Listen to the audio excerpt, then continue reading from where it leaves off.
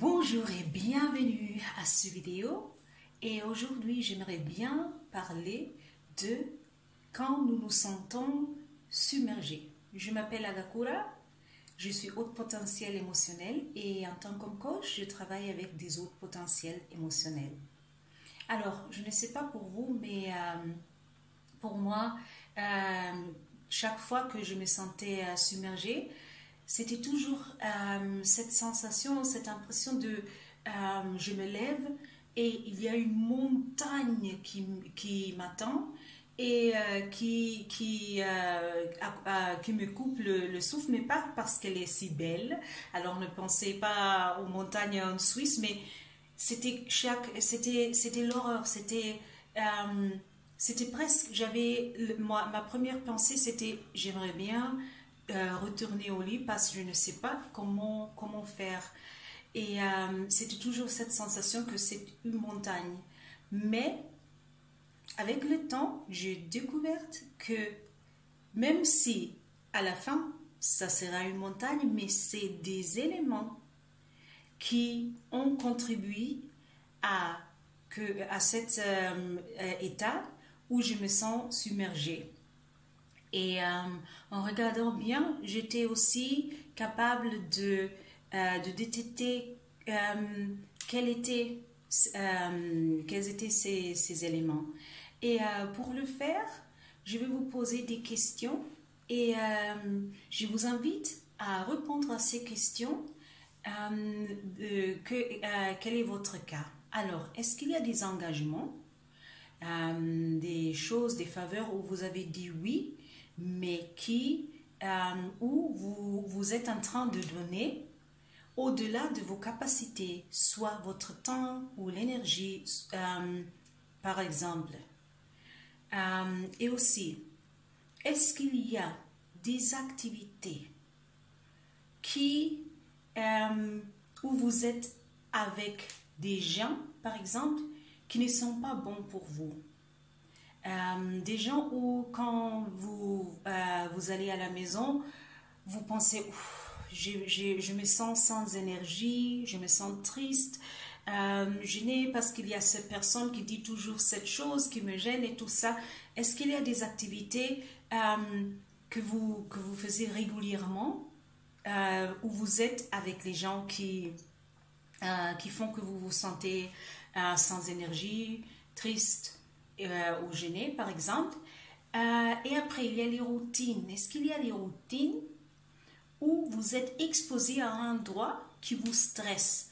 Par exemple, où les lumières ils sont trop forts, il y a beaucoup de bruit, il y a beaucoup des odeurs. Par exemple, si vous devrez prendre le métro pour aller au travail et la première chose qui vous attend chaque matin, c'est de passer un certain temps dans un métro qui est plein de gens, où il y a beaucoup de bruit, des conversations et où il y a les odeurs de café et beaucoup de parfums et tout ça.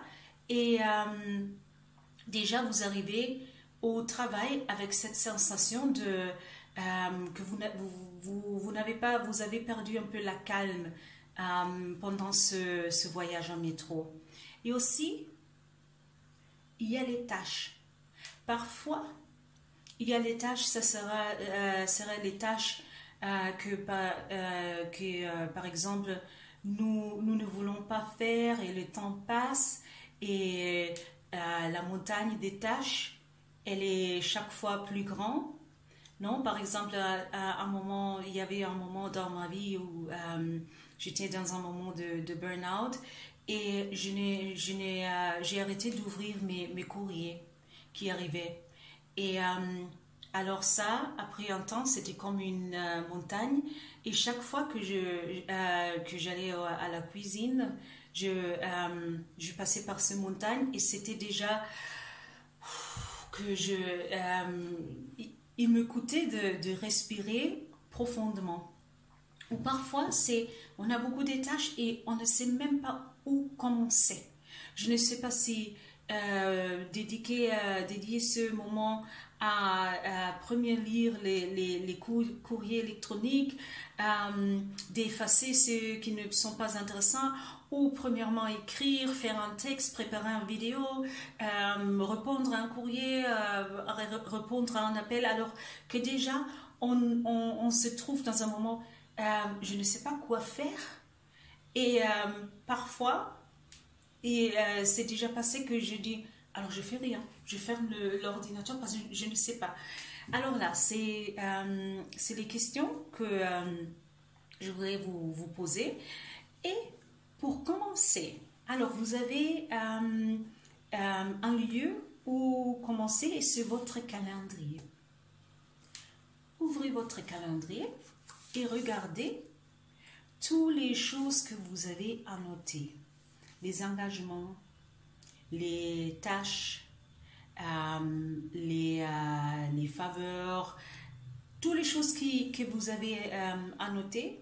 Et après, consultez avec votre corps. Alors, j'ai aussi enregistré une vidéo où je dis que notre corps veut être notre garde, et il est vrai, notre corps est toujours là pour collaborer. Alors, si vous êtes en train de lire ce que vous avez annoté, vous allez noter aussi dans votre corps si...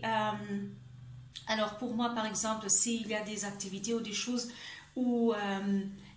qui me donnent plaisir et la joie, je le sens ici dans mon ventre, mais si c'est des activités ou des tâches ou des engagements où je me sens submergée, c'est ici dans la région de la poitrine, c'est comme un poids, et parfois un poids qui est si lourd que je n'arrive même pas à respirer profondément. Et il y a mon corps qui fait cette réaction de contraction. Alors là, écoutez bien votre corps et avec un stylo ou ce que ce soit, vous faites un croix ou vous le surveillez pour savoir, alors là, je dois regarder. C'est une des choses des éléments qui ont contribué à que je me sens submergée.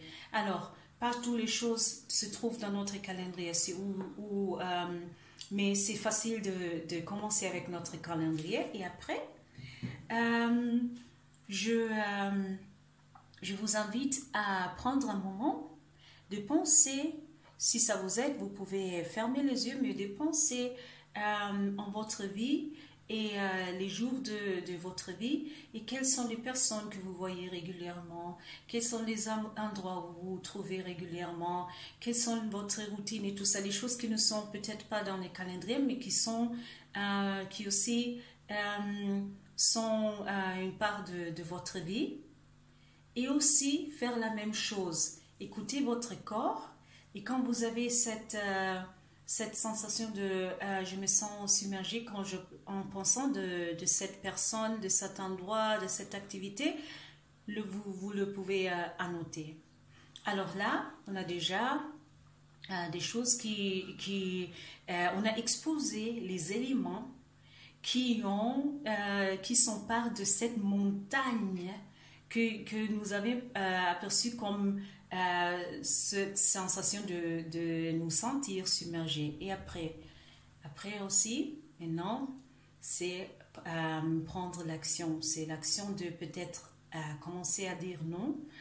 S'il y a un engagement qui est au-delà de votre capacité, de dire je ne peux pas. Pour moi, une histoire que je n'oublierai jamais, et c'est pour vous dire que les gens ils trouveraient toujours une solution si vous disiez non. C'est qu'on m'avait demandé une collègue, même on n'était pas si proche, mais elle vient et me demande, est-ce que tu pourrais traduire mon CV en anglais, et je lui ai dit non parce que je n'avais pas les capacités.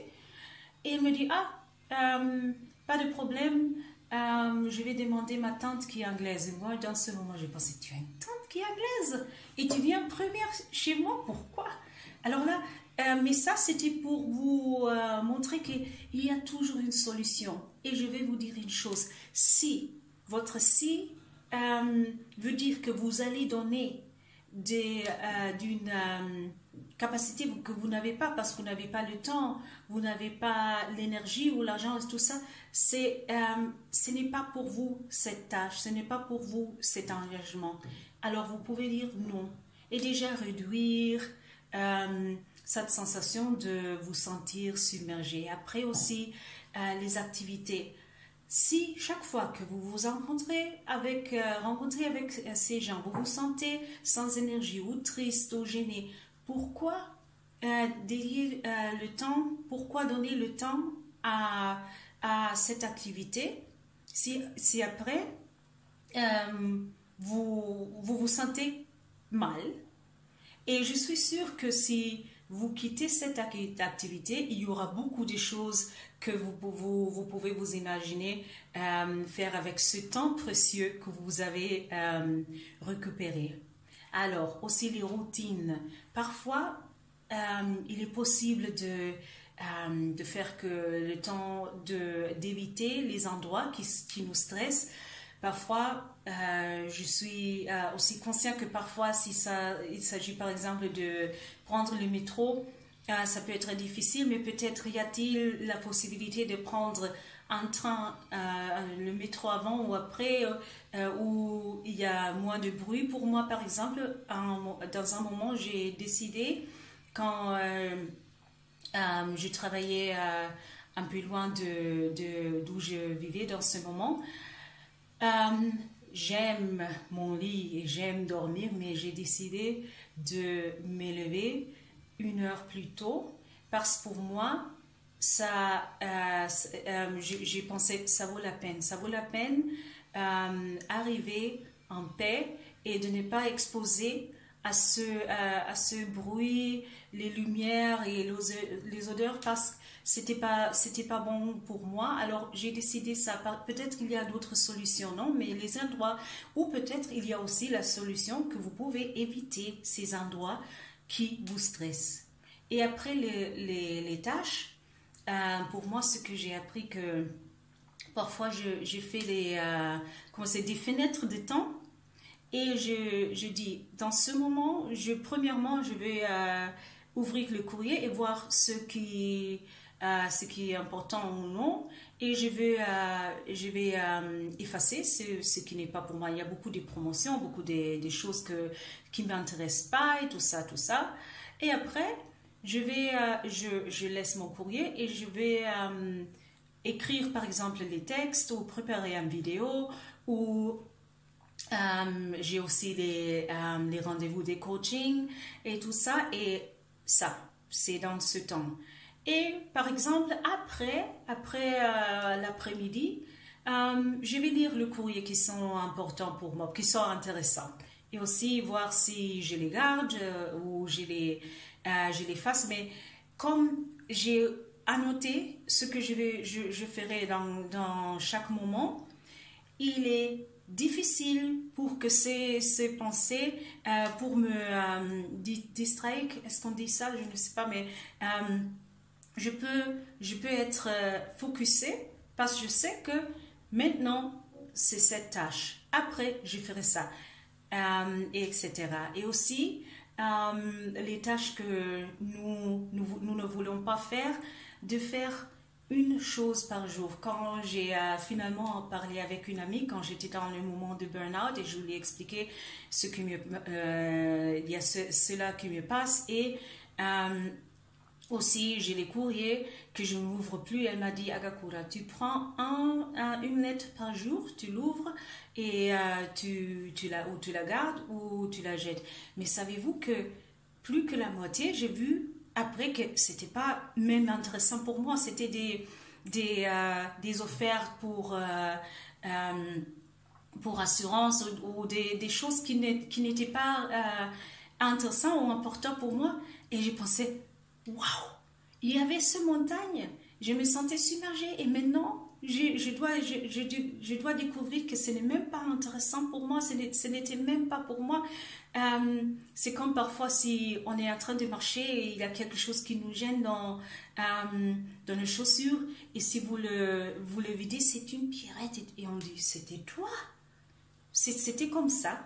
Et après, le reste, j'ai ouvert et j'ai lu, il y avait le dentiste qui me dit votre rendez-vous annuel s'approche, et le reste je l'ai mis dans alors je les ai ouvertes et je l'ai mis en ordre, mais c'était déjà voir que la moitié de ce montagne était des choses qui n'étaient pas pour moi. J'ai dit si je reçus ça, non? Et c'est comme ça, moi, je suis convaincue que nous ne devons pas, nous ne sommes pas destinés à vivre nos vies dans un état de nous sentir submergés ou de vouloir échapper de notre vie, comme parfois il y avait des moments où j'ai pensé, j'espère que ce jour finisse tôt. Et ça, c'était lundi à vendredi. Et après, dimanche soir, déjà, c'était demain, c'est lundi. Je ne crois pas. Je crois que la vie, c'est pour. Ça doit nous donner. Notre vie ne doit nous donner le plaisir de la vivre.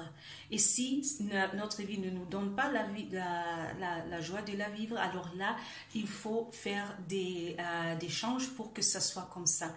Il est bon de dire j'ai hâte de mes vacances.